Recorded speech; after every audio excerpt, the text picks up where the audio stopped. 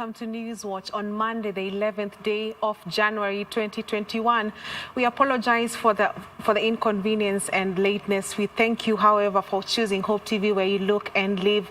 My name is Teresia Njenga, and our sign language interpreter is Boniface Mureithi. On our top story tonight, Deputy Chief Justice Philomena Mwilu has taken over as the acting Chief Justice, as David Maraga, who will be attaining 70 years by midnight, officially retires. Addressing the media at Supreme Court buildings, Maraga said he leaves behind a strong judiciary despite challenges he has faced during his 4-year tenure, and asked Kenyans to support Mwilu before a substantive CJ is appointed. Our current affairs reporter Dickens Luvanda attended the power handing over ceremony and filed for us this report. Justice David Kenani Maraga, Kenya's 14th Chief Justice and the second Chief Justice under the 2010 Constitution, David Kenani Maraga, has officially retired and handed over powers to Deputy Chief Justice Philomena Mwilu in an acting capacity. I, David Kenani Maraga. Maraga was appointed by President Uhuru Kenyatta on October 19, 2016 as Kenya's Chief Justice, succeeding Dr. Willy Mutunga, who retired in June 2016. He gave me the job and fought all my battles throughout the term I served as Chief Justice of this Republic. In a ceremony held at the Supreme Court grounds in Nairobi County, Maraga announced the end of his successful 18-year career in the judiciary after previously serving as the presiding judge of the Court of Appeal in Kisumu, the presiding judge of the Family Division of the High Court in Nairobi, and resident judge of the High Court in Nakuru before becoming the judiciary president. A special thanks goes to my dear wife and the children behind me here, as well as my extended family.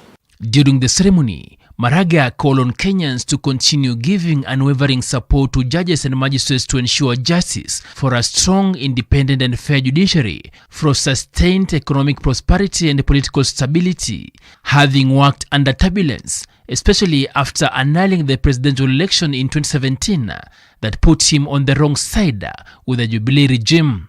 I'm sure you live in this country and you have seen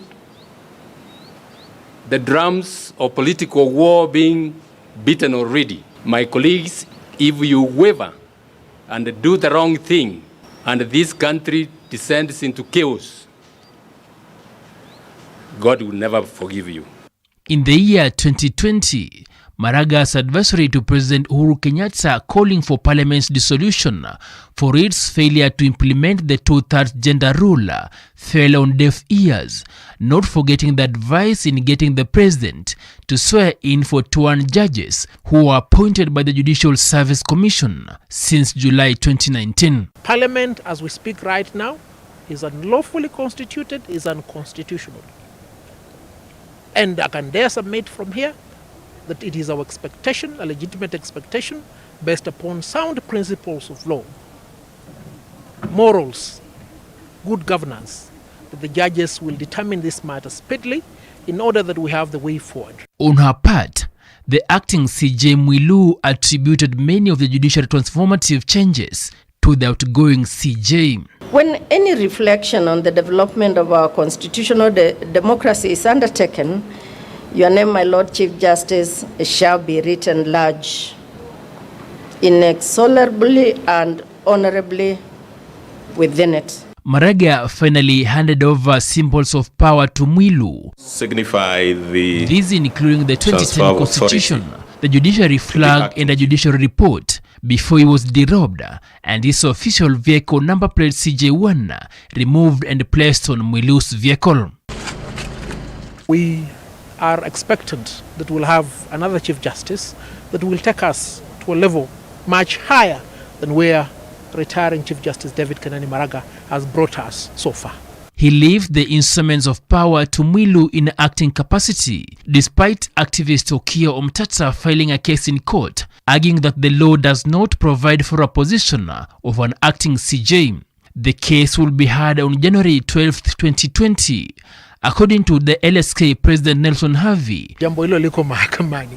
Uamuzi utatolewa kesho. Sasa tutarajie kwamba kutakuwa na uamuzi kesho. Tungoje, tuwe na subira. Having handed over the instruments of power to DCJ and now the acting CJ Philomena Mwilu, after serving for 4 years, Chief Justice David Maraga, who is now the Chief Justice Emeritus, has been derobed of his official judiciary garments, leaving him just as a normal civilian. Now, the process of appointing another CJ has to be taken or be done within a period of 6 months by the Judicial Service Commission. Dickens Luvanda, Hope TV Newswatch at Supreme Court Buildings, Nairobi County.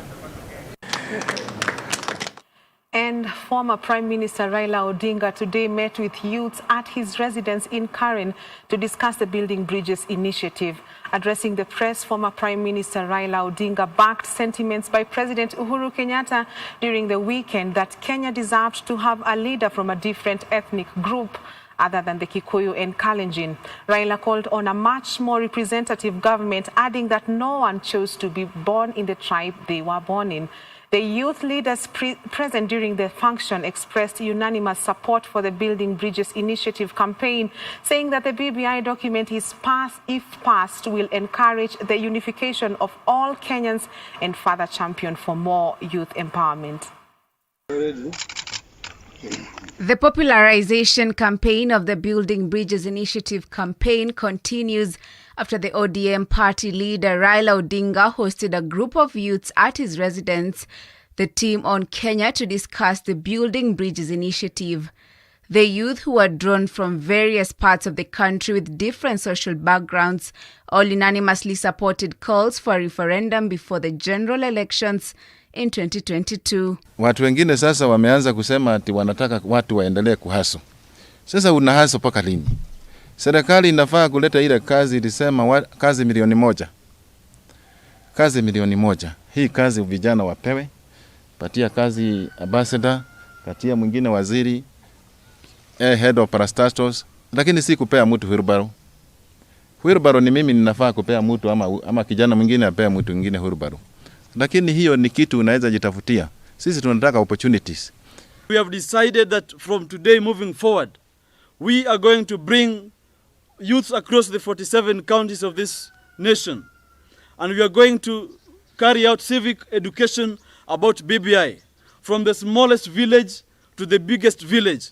Because we are saying that nobody decided to be a Luo or a Kikuyu or a Kalenjin.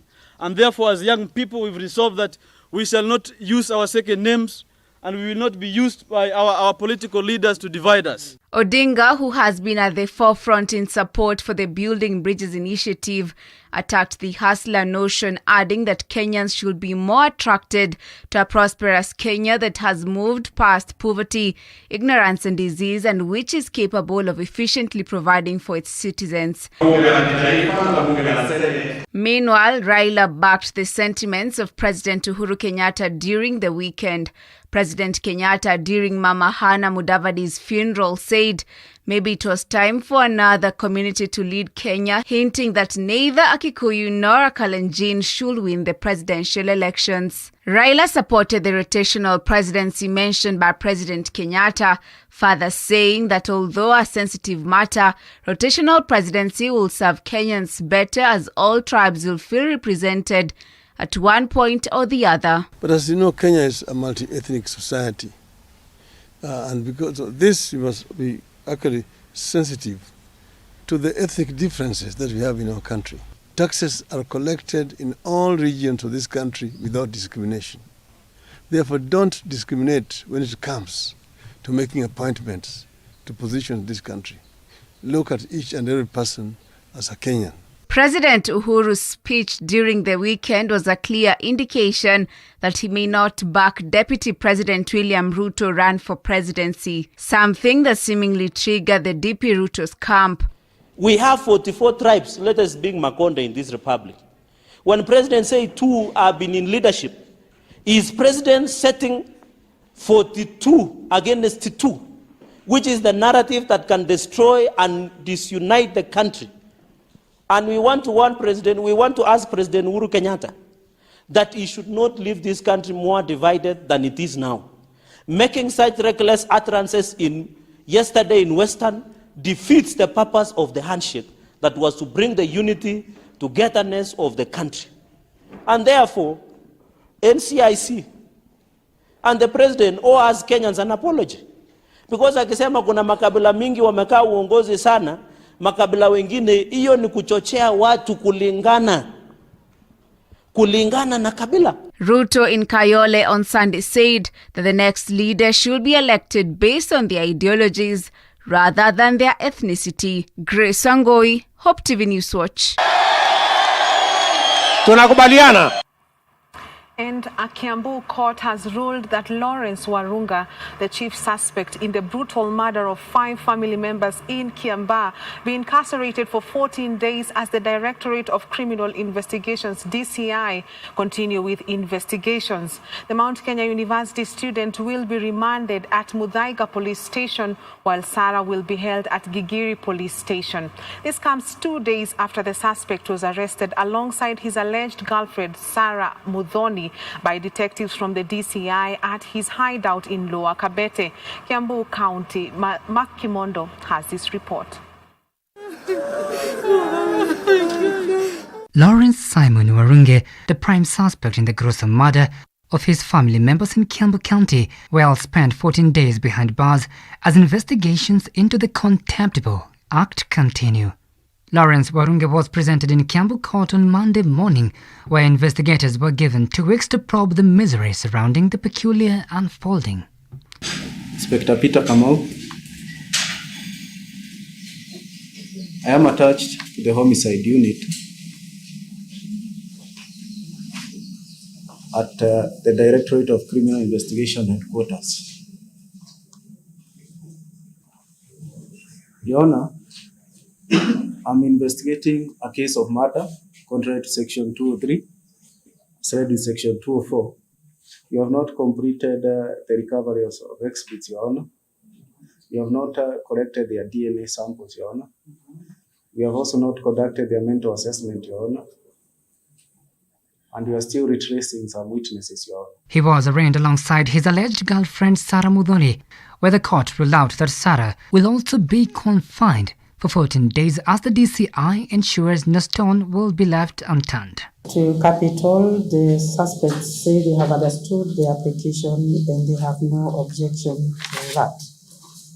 So in the circumstances, I allow the application for remand as prayed regarding the police stations indicated, and I remand them for a period of 14 days. So they come for mention on, let's count 14 days from today. So mention on 25th January. Thank you. Serikali ifanye kabisa uchunguzi na tujue ni nini, kwa sababu huyu ndugu yangu alikuwa ametoka Amerika, alikuwa amekaa tu mwezi mmoja. The 22 years old will be remanded at Muthaiga, while Sarah will be held at Gigiri Police Station. This comes a day after Warunge, the eldest son to the slain Kiambu couple, made a shocking confession to the brutal murder of his 4 family members and a worker.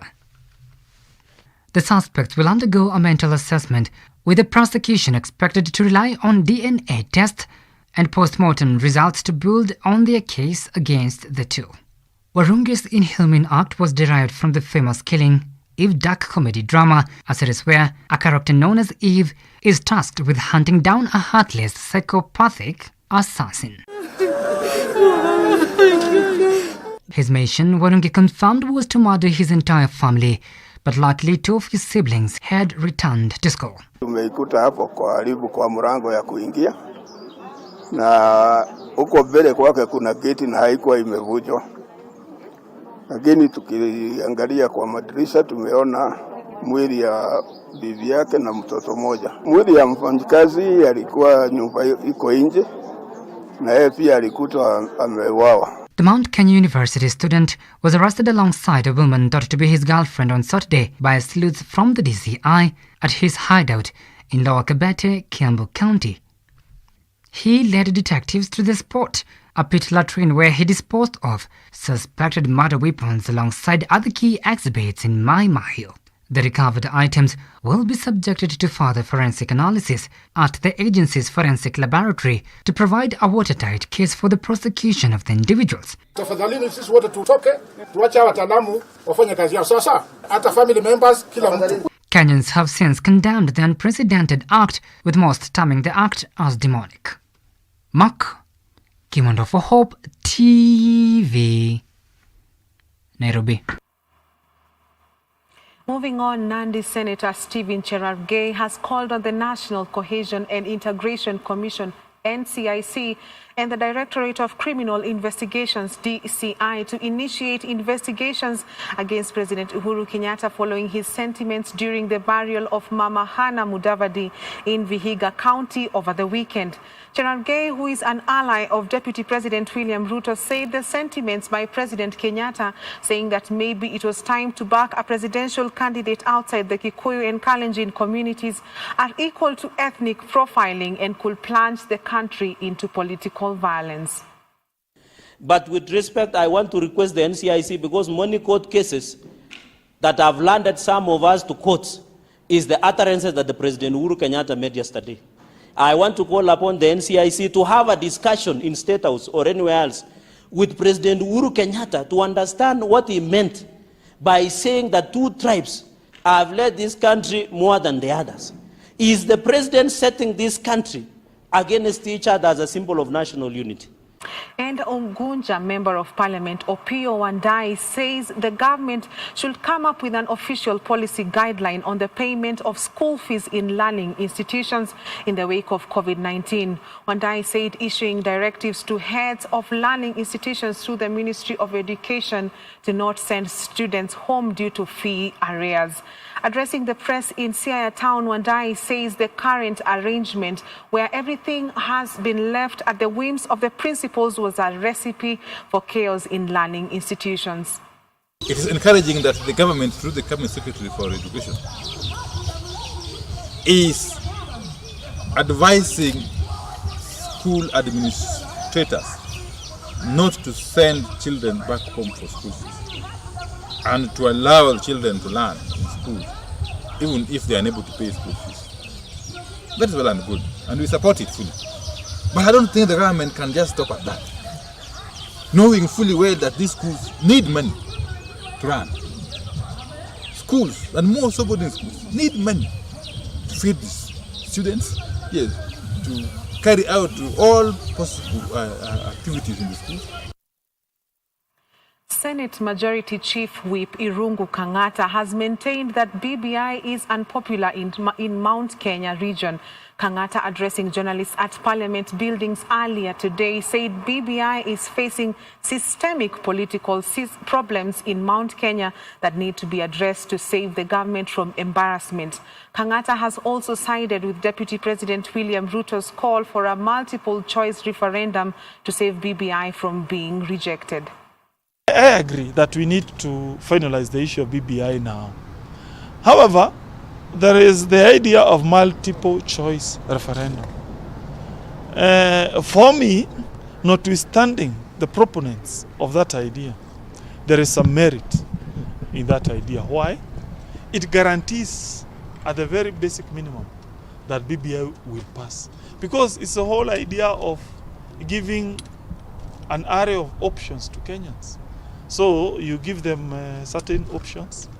If this option is good, they pass it. If this one is bad, they don't. So at the basic minimum, you will find some clauses will have been embedded in the Constitution, as opposed to voting yes and no, where you run the risk of the entire document getting lost.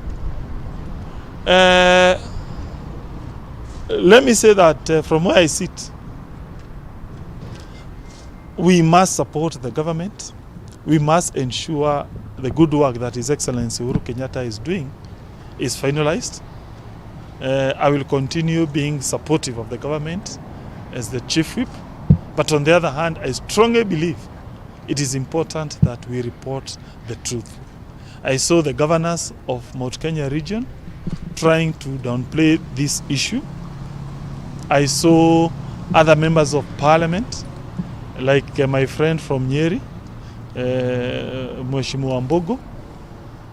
Now, instead of listening to my message, he started killing the messenger.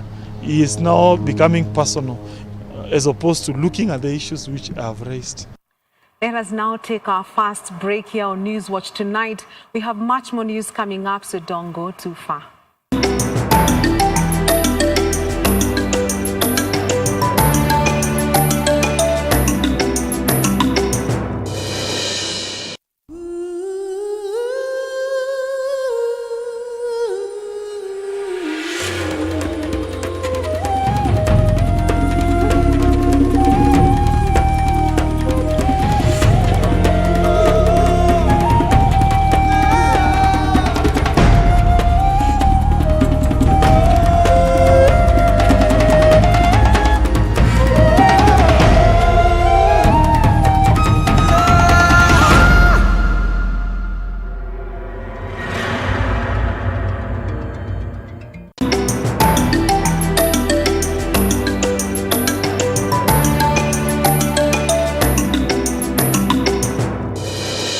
Welcome back.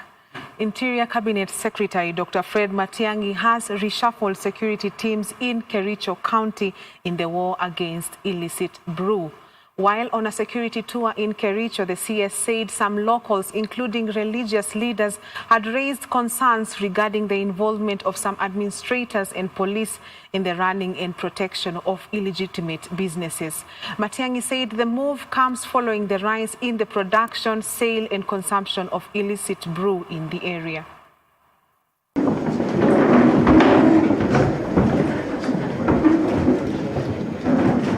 We have had meetings with a number of people. We came here with the regional security team that is led by Mr. Natembeya, our regional commissioner for Rift Valley, and Mr. Chola, the regional police commander. And we have a headquarters team here, Deputy Inspector General, Mr. Gabo, and Mr. Sia from OP. Of the many issues that brought us to Kericho today, the major ones were security issues that have been raised by so many residents of this county, and also the state of certain national projects in the county.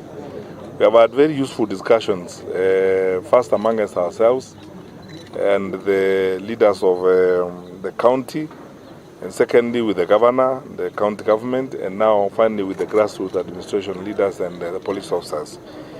We have made several decisions. Of great concern, really, in this county is the consumption of illicit brews, which is a matter that has been raised, and civic leaders even had a meeting with us, to let us know that there is a great concern about the consumption of illicit brews in areas like Buret and so on. And then the gambling menace, the lotto machines across the county, especially on the southern part of this county. So we've reviewed those situations with our colleagues here. We have taken decisions even about the deployment we have in the county, and within the next 48 to 72 hours, we are going to reorganize our deployment in this county because the areas where genuinely, even as the members of the public are complaining, we have weaknesses which we need to address. And we don't have to always deny or defend ourselves as public officials and say members of the public are not raising genuine concerns. The issues that have been raised by members of the public, especially on the consumption of illicit brews, are real, and some of them are as a result of the weaknesses that we have ourselves in enforcement of the law. On COVID-19 numbers today, 63 people have tested positive for the virus from a sample size of 2,134 tested in the last 24 hours, bringing to 98,334 the number of confirmed positive cases in the country. The Ministry of Health says that 93% of the new confirmed cases are asymptomatic. The cumulative tests are now 1,094,278.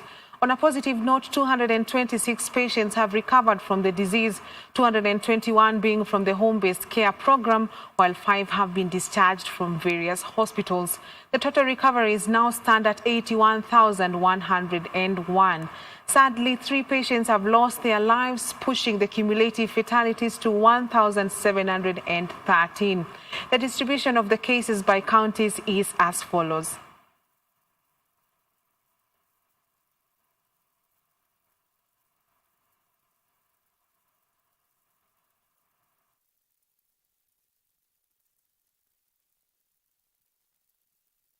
Education Cabinet Secretary Professor George Magoha's directive requiring learners to take classes under trees to ease congestion in public schools has received backing from the clergy in Kitui. As in-person learning resumed last week after a 9-month break occasioned by the COVID-19 pandemic, CS Magoha said the move would enable public schools achieve physical distancing amongst learners. Speaking at a burial in Guaini village in Kitui South, Archbishop Raphael Kituva of the Good News Church of Africa said learning under trees was the only viable option to safeguard the learners. Sisi kama kanisa tunaunga mkono kile CS wa education alisema kwamba ikiwa madarasa kabisa hayatoshi ama nafasi si nzuri, watoto wanaweza enda chini ya miti, wapatiwe viti na walimu watembee huko wasomeshe watoto chini ya miti, maana tusipochunga tutapata shida ya ugonjwa kusambaa wa corona. Kwa hivyo tu kama kanisa tuunge mkono hilo jambo la CS Magoha. Na vile vile sanitizers zitumiwe vizuri na ziwe za kutosha. Hata ikiwa shule haina, waulize serikali ama viongozi wengine wawapatie za kutosha. And Isiolo Governor Dr. Mohamed Kuti has called on the national government to train its eyes on Isiolo County due to the heightened insecurity along Isiolo-Wajir border in recent weeks. The conflict has escalated tension between the two communities and has put to standstill businesses, learning and hospitals.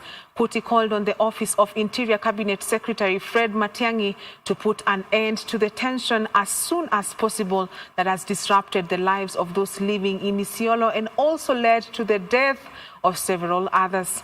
At the same time, Isiolo elders shared sentiments of the governor that the situation should be settled to bring to an end the suffering of Isiolo residents. Inatakikana ichukue hatua ya haraka, hatua dhabiti, jamii hizi ziletwe pamoja, serikali iingie kati, county commissioners, regional commissioners na hata mpaka ofisi ya Matiang'i pay attention kwa Isiolo County, kwa sababu sasa mambo yanaendelea kuharibika zaidi, na kwa haraka mikutano ya usalama zifanywe, na watu wa Isiolo wanauawa ndani ya Isiolo.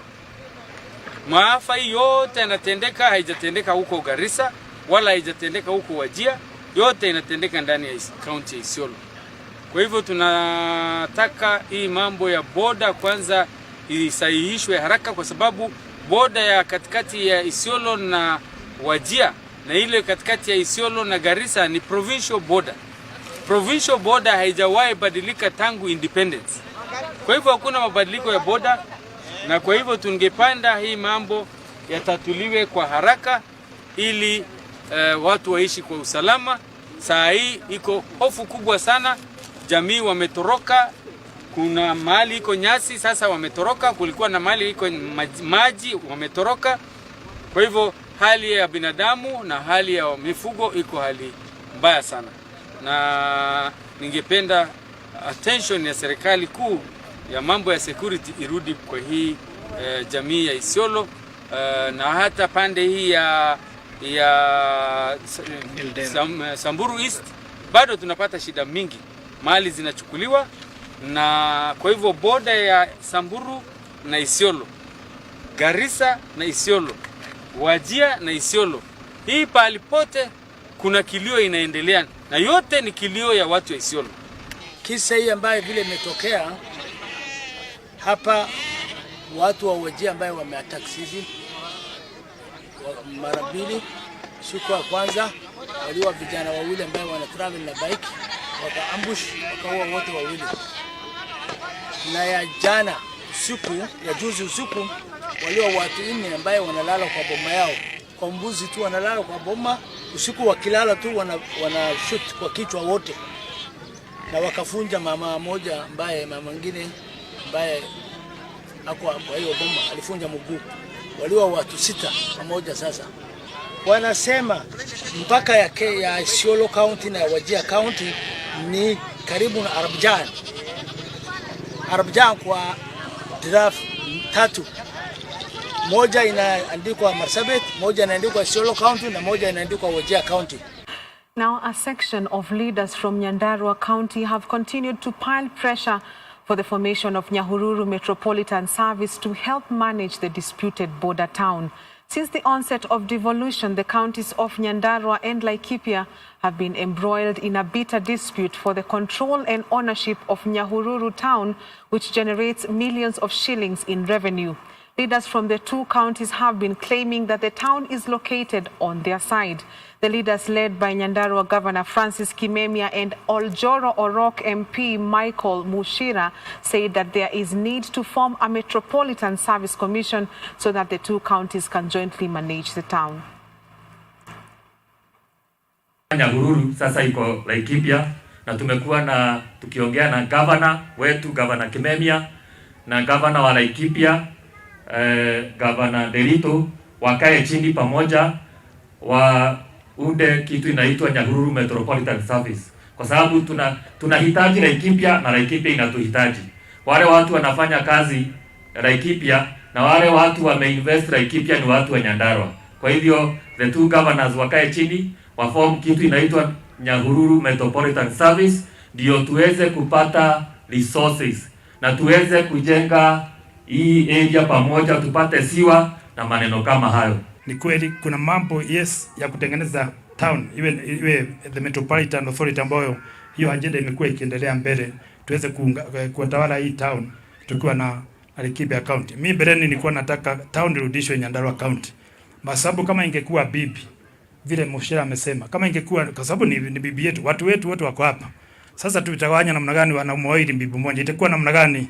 Sasa vile imesemekana hapa. But what we can do is come up with a compromise. Tuwe na compromise. Hata revenue, ile pesa ambayo inatoka hapa zaidi ya 100 million shillings, that money should be shared between Laikipia and Nyandarua County. Internationally, the House of Representatives met for a pro forma session as Democrats consider bringing articles of impeachment against President Trump. Democrats have been planning to pass a resolution asking Vice President Mike Pence to invoke the 25th Amendment to remove Donald Trump. They accuse him of inciting the invasion of the U.S. Capitol last Wednesday. Meanwhile, U.S. President-elect Joe Biden has chosen William Burns, who served for 3 decades as a diplomat, to be his CIA director. Burns led the Obama administration's negotiation with Iran to reach a landmark nuclear deal in 2015.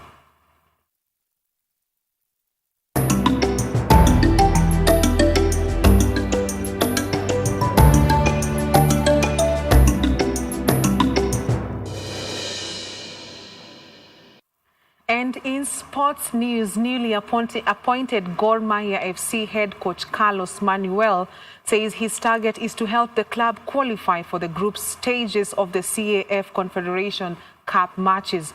Meanwhile, champions Juventus battled to a 3-1 victory to a 10-man Sassuolo to close the gap on the top 3 in Serie A on Sunday. That and more in our sports roundup with Joseph Mainge. Barely a day after taking over the hot seat at Gor Mahia, head coach Carlos Manuel Val Pinto has laid down the marker, saying that his club must perform to expectation in Africa. The Portuguese Pintos says that his main target is to help the club get to the group stage of the CAF Confederation. Pinto got into a rude shock when he watched from the terrace as Kariobangi Sharks showing respect to Gor, mauling the latter 4-3 on Sunday in a league match, and he clearly understands the weight of the task at hand. Gor Mahia will face the Zambia side Naspers Stars next month at home, with a rematch Premier League for Lusaka 7 days later. Kogalo were forced to hire Posta Rangers head coach Samuel Molo to guide them into the CAF Champions League matches after Oliveira was barred from continental fixtures for not meeting the CAF coaching qualifications. Up Wiseman's got the size advantage on Anunoby, and a beautiful...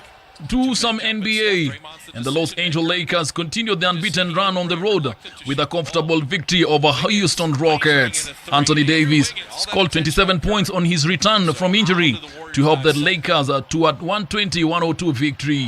Oubre, well, he flips it in and draws the... Defending champions Lakers have won all the 5 matches on their away game this season. Great hand-eye coordination, why not? Elsewhere, to their sluggish start, and with the Derby d'Italia, Kawhi Leonard surpassed the 10,000 career points as Los Angeles Clippers beat Chicago Bulls. Leonard scored 21 points in the third quarter as Clippers rallied to win 130-127. Outswinger from Dybala. Meanwhile, the Boston Celtic game against Miami Heat was postponed over the coronavirus safety measures. Miami Heat did not have the required minimum 8 available players, while Celtic themselves only had 8. Meanwhile, Denver Nuggets claimed a 114-89 points win over New York Knicks as Golden State Warriors beat Toronto Raptors 106-105 despite a poor shooting performance by their talisman Steve Curry. And finally, Aaron Ramsey and Cristiano Ronaldo both struck late as Juventus saw a 10-month swallow to remain in touch with the Serie A title race. The Welsh midfielder Ramsey slided in a 6th yard before Ronaldo fired beneath Andrea in the stoppage time.